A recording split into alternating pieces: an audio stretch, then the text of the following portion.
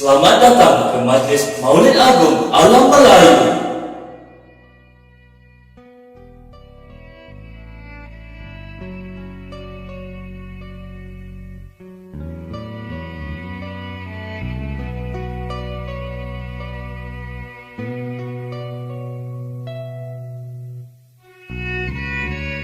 Alam Melayu dalam tilikan kasih baginda Nabi sallallahu alaihi wasallam.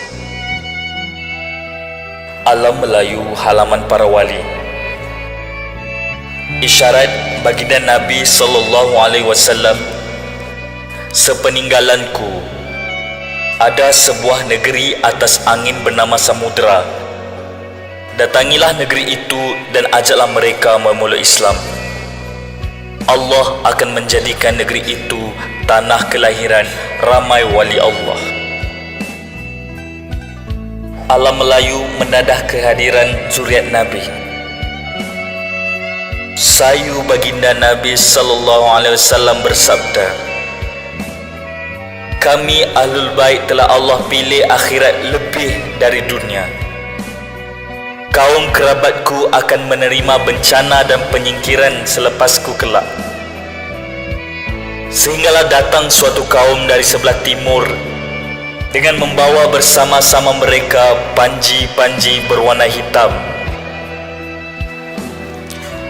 Mandat baginda Nabi terhadap Kesultanan Melayu Melaka. Maka sabda Rasulullah sallallahu alaihi wasallam, ucap olehmu asyhadu an la ilaha illallah wa asyhadu anna Muhammadar Rasulullah. Maka dituruti oleh raja kecil besar seperti yang diperintah. Adapun namamu Sultan Muhammad Shah, esok hari apabila asar matahari, datanglah sebuah kapal dari Jeddah. Turun orangnya sembahyang di pantai Melaka ini. Hendaklah engkau ikut barang katanya, sembah raja kecil besar. Baiklah tuanku, yang mana sabda junjungan itu tiada hamba ingkari. Para kasihkan Nabi pernah marak menyala di bumi Melaka.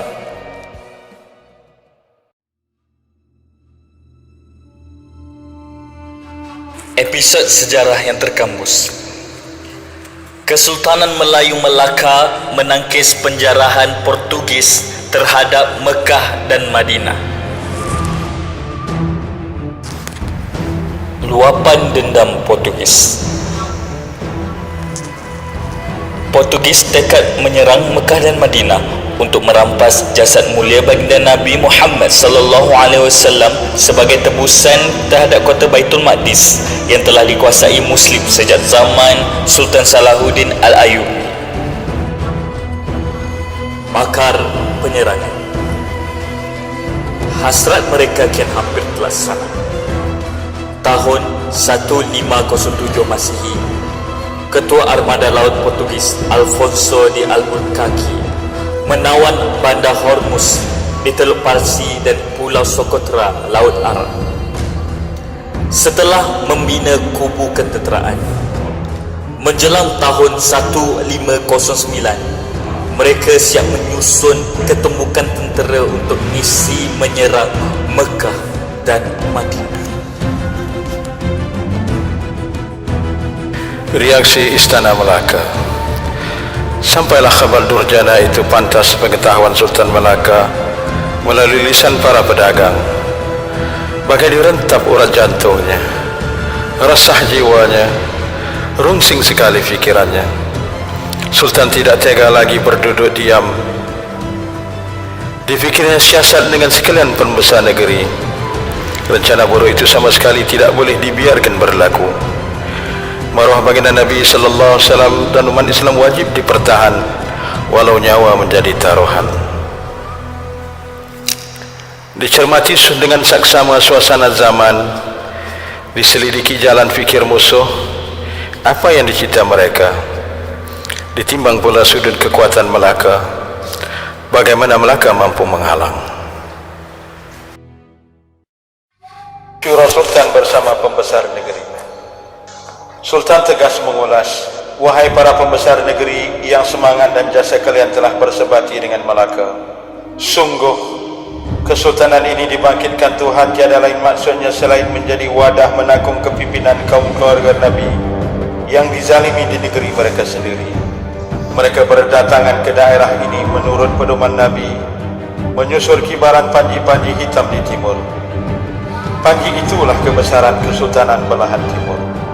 Kalau sudah demikian aturannya, bangkit kesultanan ini demi membela keluarganya Nabi, maka kalaulah ditakdirkan runtuh kerajaan ini, biarlah runtuh demi mempertahankan maruahnya baginda Nabi. Sebermula dari moyangku Sultan Muzaffar, darah baginda Nabi sallallahu alaihi wasallam telah mengalir lancar dalam tubuhnya, sehingga mengalir pula kini ke dalam urat darahku. Sama sekali tidak sanggup kakiku melangkah lagi di bumi, di bawah teduhan langit ilahi, kalau beta tidak memungkas kedurjanaan ini. Sudikah kalian bersama-samaku kita berjuang demi Tuhan, hidup mulia dan mati syahid? Selama-lama umur di dunia akan mati juga, selama-lama di akhirat kekal abadi. Demikian titah Sultan Melaka seraya mencermati firman Allah Subhanahu wa taala yang bermaksud, apakah kamu puas dengan kehidupan di dunia sebagai ganti kehidupan di akhirat? Padahal kenikmatan hidup di dunia ini jika dibandingkan dengan kehidupan di akhirat hanyalah sedikit. Ketetapan syura sebulat suara berkeputusan. Melaka sedia berkorban dan terkorban menjadi umpan mengalih niat musuh dari merempuh Mekah dan Madinah, memancing kemarahan Raja Portugal dengan menangkap utusan Portugis yang kini berada di Melaka. Sultan faham benar betapa musuh mahu menguasai kekayaan Melaka dan menghapus kekuasaan Islam di timur jauh. Pada hemat mereka, apabila Melaka dikuasai, maka Mekah dan Kahirah akan hancur. Nafsu musuh sudah tertambat ke Melaka.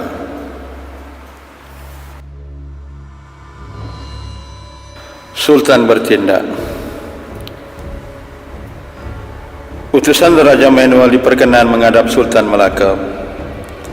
Tanpa segan silu disampaikan dikri Raja Portugal mendakwa dirinya sebagai penaung Kesultanan Melaka. Melaka dituntut membayar ufti dan dilarang menyebarkan Islam, malah disuruh menyebarkan agamanya. Sultan menolak segala usulnya, dan apabila tanah Melaka mula diceroboh, Sultan bertindak memenjarakan mereka. Hal ini menjadikan Raja Manuel murka bukan kepalang. Lalu dikerah Afonso segera menyerang Melaka.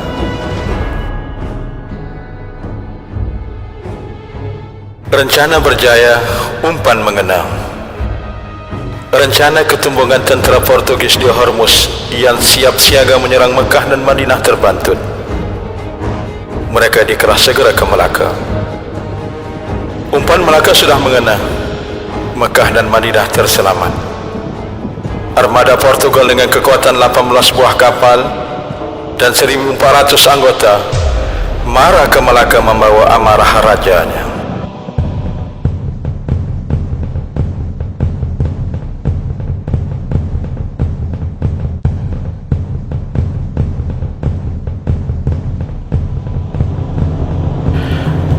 Penyerangan musuh.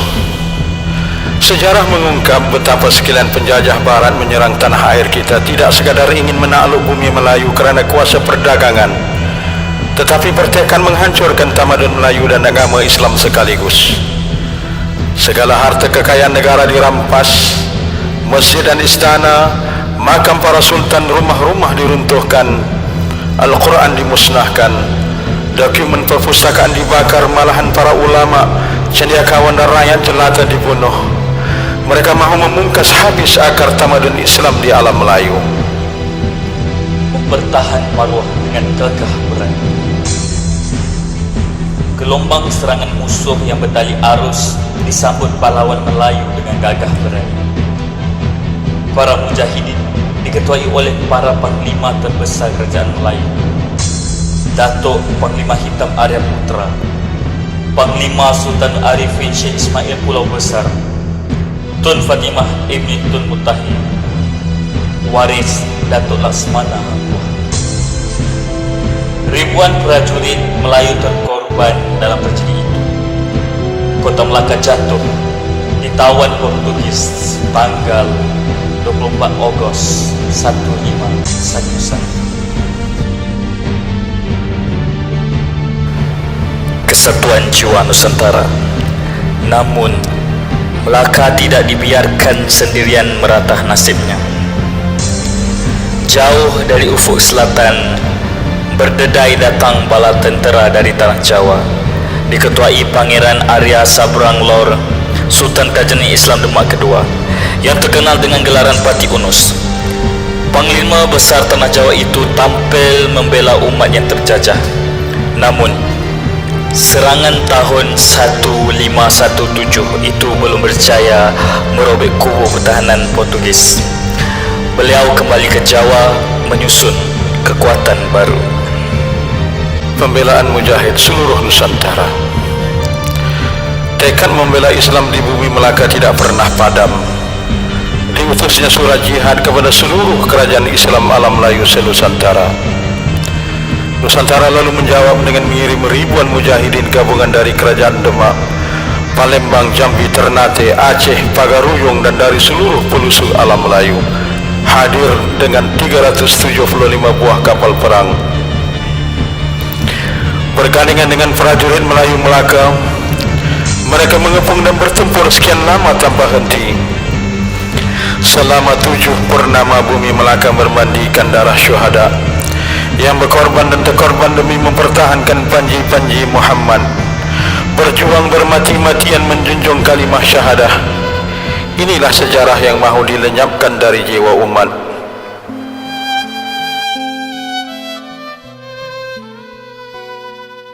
Cinta kasih adalah pengorbanan. Suratan tadi tidak mungkin dirubah. Hikmahnya tiada tersangka. Ketumbukan prajurit Melayu belum diizin mengusir penjajah saat itu.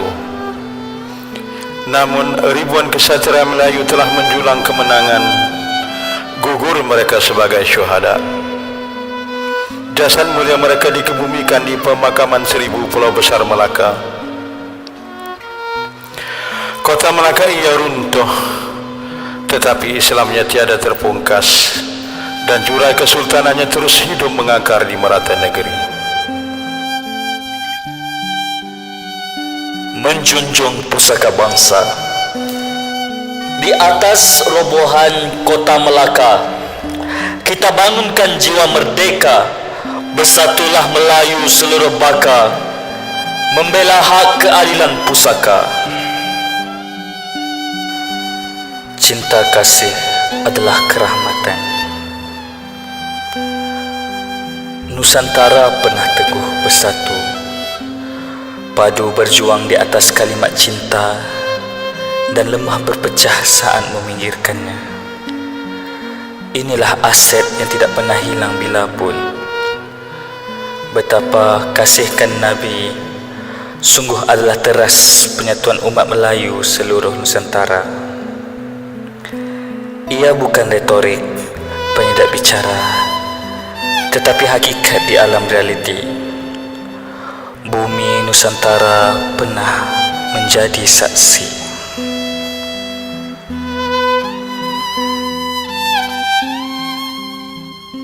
Keimanan dan keamanan bukan percuma. Leluhur nenek moyang Melayu telah mencurah pengorbanannya begitu besar. Berkah perjuangan mereka, alam Melayu Nusantara menjadi halaman umat Islam sepaling ramai di dunia.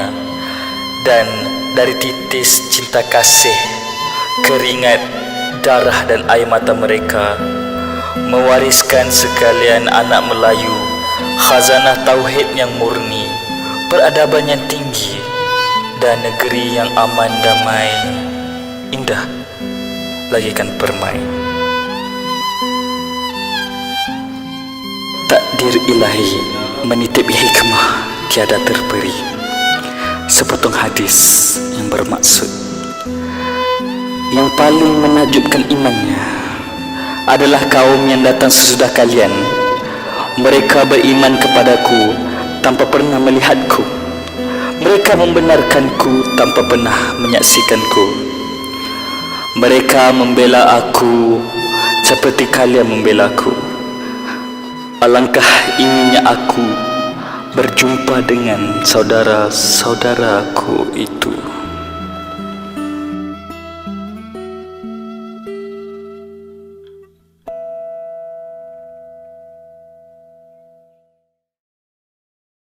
Bismillahirrahmanirrahim.